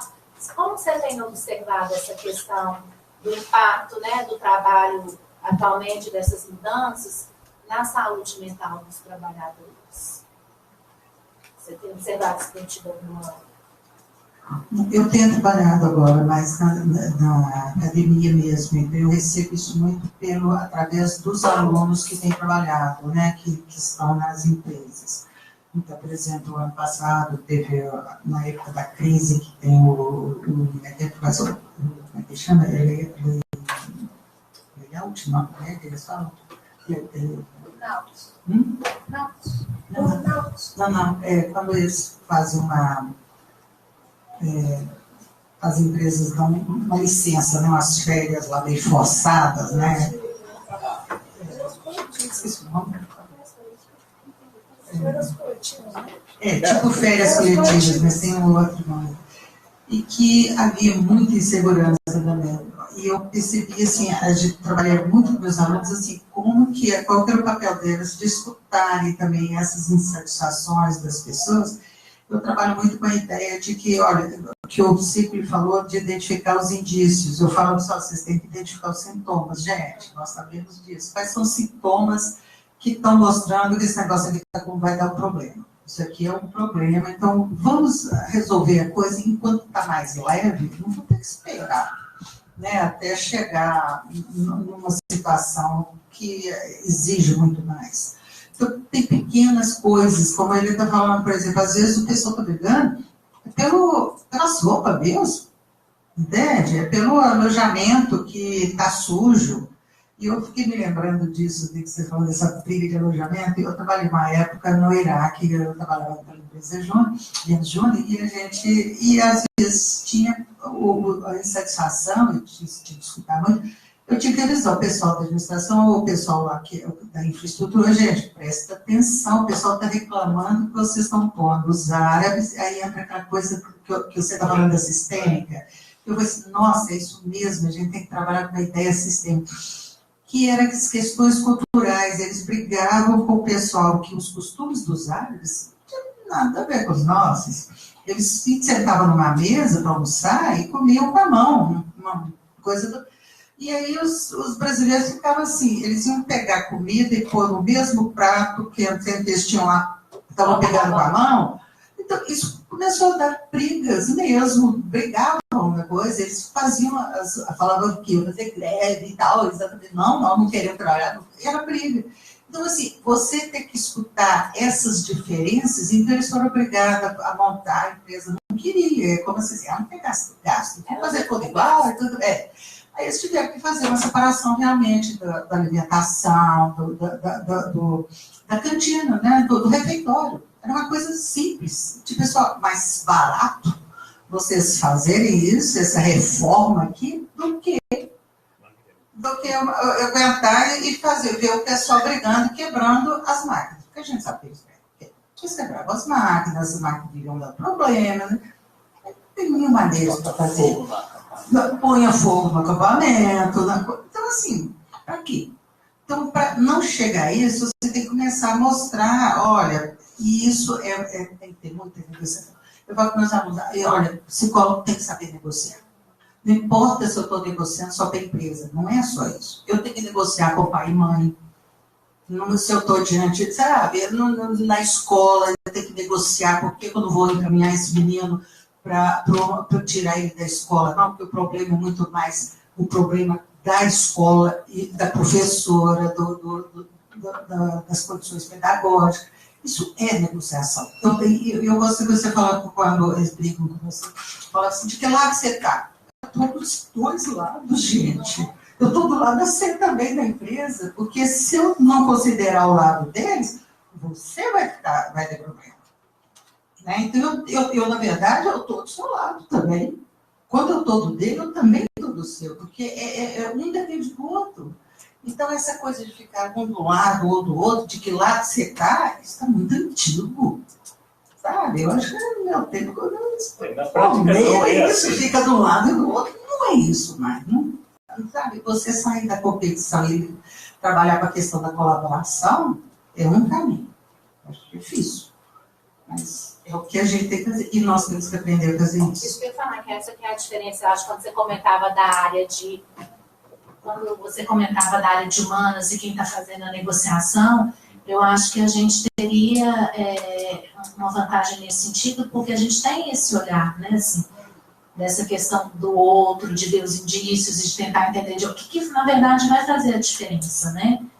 Deixa eu só dar um exemplo, que eu tenho uma colega que faz parte da comissão de psicologia do trabalho, e ela trabalha no INSS, acompanhando e orientando os reabilitados do INSS. O pessoal que, né, que você falou a questão da doença. Então ela disse que ela me mostrou uma estatística que eles fizeram do ano passado. E ela comparou com essa estatística que a gente tem um livro que a gente publicou há uns 5 anos atrás sobre com esses mesmos dados. E ela disse assim, olha, aqui, você repara que aqui há 5 anos atrás, a maioria das pessoas que eram reabilitadas estavam com algum tipo de doença. Era coluna, ortopedias em geral. E que agora estava dando 70%, a maioria era problemas psíquicos, a saúde mental. Então, assim, a gente tem que tomar cuidado. Eu acho que as pessoas estão adoecendo. E como que eu faço? Eu acho que aí entra o que a gente tem que aprender. Sabe? Muito. Como que eu mostro para o gestor, né, o dono da empresa, essa coisa que esse adoecimento psíquico, que ele é intangível. Entende? Como é que eu mostro os sinais de que as pessoas estão adoecendo? E aí entra a questão que eu sempre falo assim, como é que eu tenho um olhar clínico? Sabe? Que é a nossa, é isso que vocês falaram, eu achei isso muito bom, falar a questão da subjetividade e da intersubjetividade. Eu acho que vocês marcaram isso para mim, eu achei isso importante, sabe? Que é como que eu conhecer o outro, saber quem é esse outro, e, sabe, considerar as questões da subjetividade. Quem é esse sujeito que está ali brigando até pelo salário dele só? Porque assim, como assim, meu filho? Você está brigando pelo seu salário, mas até isso eu tenho que entender. Por que ele está usando isso? O que é que ele pode trabalhar com outra forma?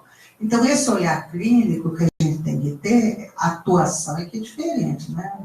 Não é clínica e ir para o consultório, né? Não é nada de fazer terapia dentro da empresa, pelo amor de Deus.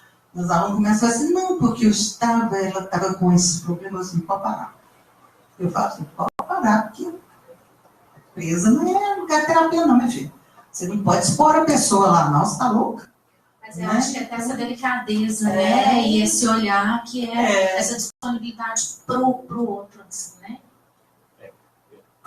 Assim, esse lado de subjetividade e intersubjetividade é muito importante. Às vezes, eu lembro, em uma negociação, veio o cara falou assim, olha, não, porque vocês, empresários, não sei o quê.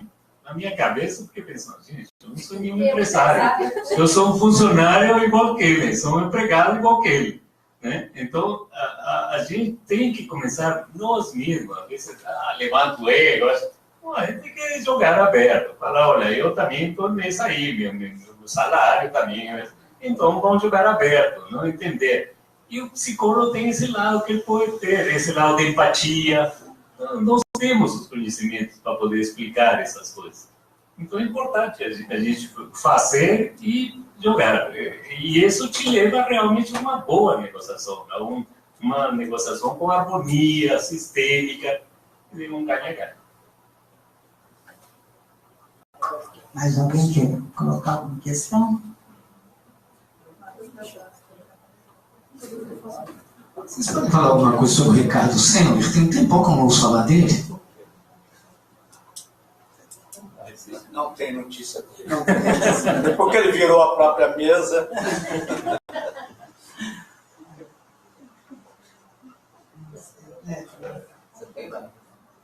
Virou a mesa na época dele, né? Agora a mesa é outra. A gente tem que saber também mudar. Olha, uma coisa, é bom que você toque. A gente tem que começar a ver. Você lembra a última conversa com esse rapaz de tecnologia, né, que falou, as namoradas vão ser até robótica, não sei o quê. Então, assim, tá nesse nível que a gente tem que começar agora a ver diferente. Né? Já não é mais das épocas, né? E agora, atual, as negociações. Quem que ia pensar, essas Farc, né? Um grupo armado, para a guerrilha, a gente imaginava a época dos quebrados. Os caras sabiam tudo. Até eu lembro que uma vez pegaram uma folha, lá meu nome, o primeiro é esse, o segundo é esse, o terceiro é esse. Tinha tudo, cara, que eu fiquei, eu imaginei na minha cabeça, esse guerrilheiro não conhece nada. Cara, sabia muito mais.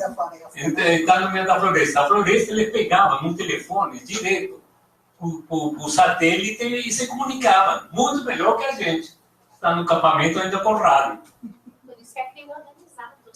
Super organizado.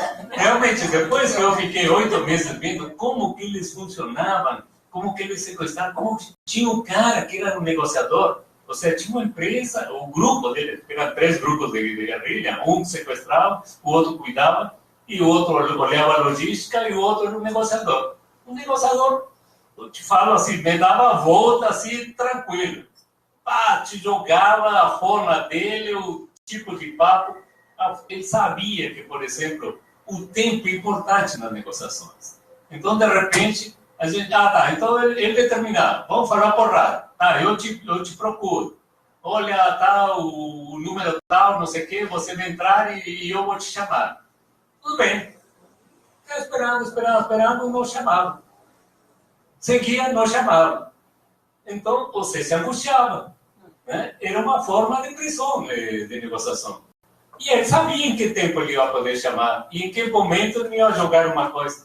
Cara, se a gente não tinha uma integração de um bom negociador, você fraqueia. Na primeira, você... não, então toma tudo e me dá o cara.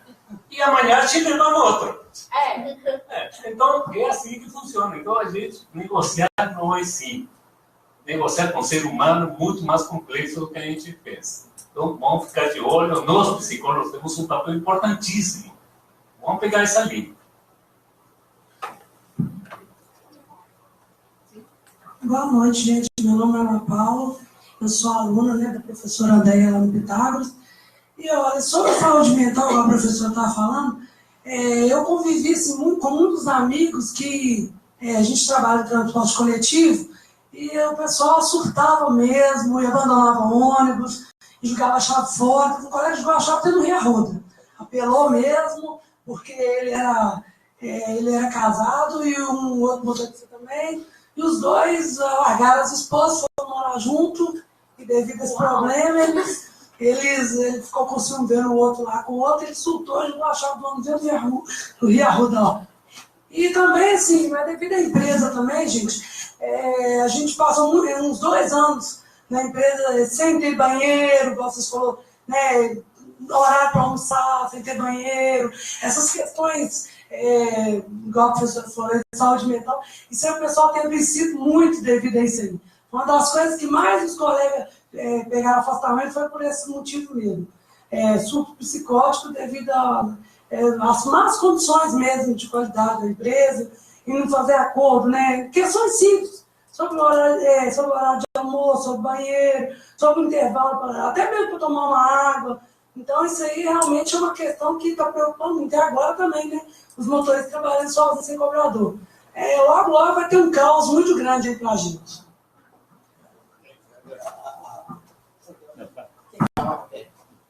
As empresas, as coisas parecem pequenas, né? Porque o mau empresário, não existe um mau empresário, né? Como existe más pessoas, de modo geral.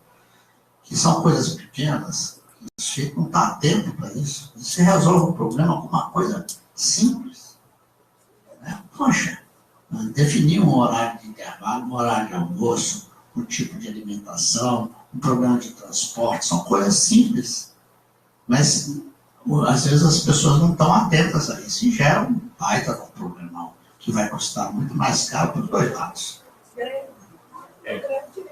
Sim, e aproveitando o que está falando, nós, e agradeço, professora, por trazer os alunos, para que se formem de uma forma real, prática. Né? E olha, vocês que vão trabalhar com RH, comecem a mostrar. Olha, eu como psicólogo, em uma empresa grande, não significava muita coisa. O dia que eu mostrei quanto que custava a greve, os caras começaram a olhar diferente. Tá? Eu falei, olha, uma semana parada, quantos caminhões caçamba tem, quantos tratores de esteira, quanto não sei o quê. Fui fazer as contas, dá mais de $1 milhão. Então, ela falou, uai, não sabia disso. Né? Então é engraçado, né? Então, eles veem só o fato. Então, você falou, quanto que custa 1 hora parado o ônibus? Quanto não sei o quê, o banheiro, tá. Isso a gente, nós do RH, nós da área de humanas, temos que saber mostrar isso. Mostrar aqui quanto que custa as coisas. Ali que realmente as pessoas começam a te ver diferente. Saber quantificar. Né? Saber quantificar. Falar a linguagem do empresário. Falou que é lucro, o cara entende rapidinho. Isso mesmo. Então, nós temos que começar a mudar nossas táticas também. O sindicato interviu, porque a empresa até então não fez nada. Prejuízo. Porque o empresário, ele está enfiando outras coisas que ele fala, tudo bem. Mas quando ele fala, bicho, isso aí vai te custar $1 milhão, sua, da sua empresa, peraí, como assim? Tá? Então, e quem que tem que mostrar isso? Nós que estamos enviando nesse negócio. Então, nós temos que ver diferente nossa postura de RH. Nossas pessoas tentem transmitir, realmente temos que mudar. Senão, a coisa continua.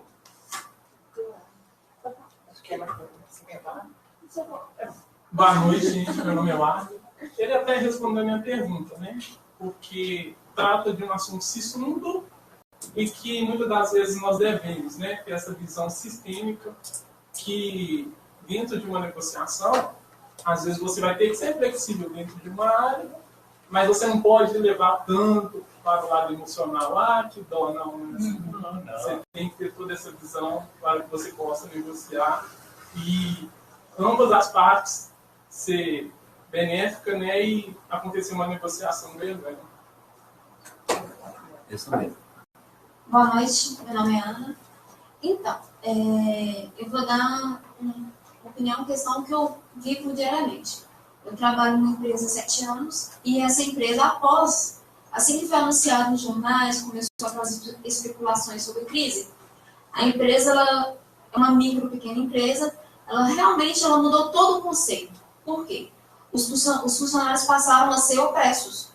Em vez da empresa tentar crescer com os funcionários, até mesmo por causa do nosso setor de produção, eles começaram a agir psicologicamente ameaçando os funcionários. Então, o Brasil está em crise, você não trabalha direito, você vai ser mandado embora, não está arrumando emprego lá fora, não.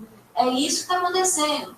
Acabou que você... E começou, tipo assim, o que antigamente era algo que podia ser negociado, por ser uma pequena empresa, familiar. São poucos funcionários mesmo, só que em vez, por exemplo, a alimentação, antigamente era um restaurante. Do nada, já era a mãe do patrão que estava cozinhando, eles são do sul do país, uma alimentação completamente diferente da nossa, e empurra na gente o que eles querem comer, e é isso mesmo. Mesmo que algumas vezes a gente falava, não, que tanto de limão que é esse? O que está acontecendo aqui? Não tem sal nessa comida.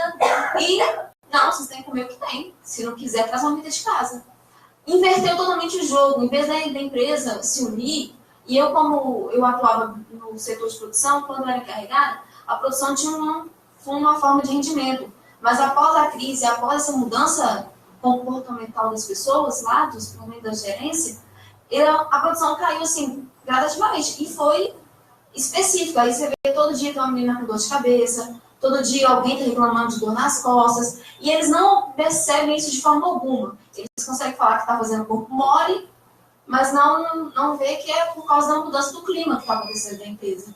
E eu falo por experiência própria, e as pessoas que também trabalham com micro, pequenas empresas são as que mais estão sofrendo, porque são ameaças constantes. Todo dia tem alguém falando assim, o Brasil está difícil, ninguém vai arrumar emprego, mas não, tem que ficar onde está, sendo que tipo, cada dia mais está sendo mais degradativo a convivência. E, tipo assim, por ser uma empresa familiar, falou com não tem aquela coisa, tipo assim, a pessoa reservar a sua conversa. Rapidinho você já é exposto em público. Eu acredito que isso não ocorre só na nossa empresa, mas em qualquer outra que seja micro e seja familiar. No mínimo, eu chamo isso de burrice. Falir rapidinho, empresa. Acabar com a empresa, né? Que é um momento de tão sensível, né? Desemprego. Eu acho que existem formas mais legais, assim, de valorizar o trabalho das pessoas. Então, que é um momento de obter muito maior comprometimento, tanto dos trabalhadores quanto dos donos da empresa. A empresa que faz assim, que essa burrice, está perdendo a oportunidade e está trabalhando contra ela própria. Porque alguém tem que chegar lá e mostrar, olha aqui, o que está acontecendo, olha os números da empresa aqui, olha quantos dias de afastamento, como é que aumentou a quantidade de afastamento por doenças físicas ou psicossomáticas. Isso tem que ser mostrado. Né? Se não mostra, e o empresário tem essa limitação intelectual aí, a empresa tende a ir para o fim. É o meu ponto de vista. Só para reforçar, já vi esses casos. Nós, em situações de crise, temos que ser criativos. E isso é importante. A vista da gente também acostuma. É real o que ele está falando. Realmente tem crise. Outro dia, não sei onde que eu li, 26 milhões de desempregados. Não sei se é verdade, não, mas assim, saiu em bom. Então, se ele falou, tem muito desemprego, é verdade. Ok. Claro que está jogado para ou se alinha ou tem muita gente, mão de obra sobrando. Que também é verdade. Agora, eu não estou querendo defender a um ou outro, mas também temos que ser criativos. Quando eu falei, eu vou mostrar os números, quanto que custa, eles começaram a olhar o era diferente. a gente também tem que saber em que momento mostrar. Olha, a comida, de repente, mineira é muito mais barata que, de repente, a comida gaúcha, né? Então, se você joga um feijão e não joga um bife grande, vai te sair até mais barato, né? Então, essas coisas a gente tem que também saber mostrar. A gente tem que saber, e isso eu aprendi com os sindicatos. Te falo, eles são super criativos, eles te falam. Uma vez, lembrando uma negociação, já tínhamos terminado, e veio o dirigente assim, o Torcido, você deve lembrar de cabeças lá da Bolívia. Ele chegava e assim, uma cara que estava chorando. O Torcido, tem alguma coisinha a mais, não sei o quê. E você ficava assim, saber como agir. E aí falava com a diretoria e fazia. Mas ele jogava umas coisas de criatividade. Então, em situações de crise, temos que ser criativos. Tem que saber como lidar com essas pessoas. E nós temos muito jogo de cintura, saber como mostrar isso. Né? É difícil, não deveria ser, porque para o ciclo é verdade, é burro, ele não abriu o jogo. Mas aí nós temos que mostrar, cara, você não é burro, mas olha, vou te mostrar que desta forma você vai ter melhores coisas. E essas pessoas aceitam.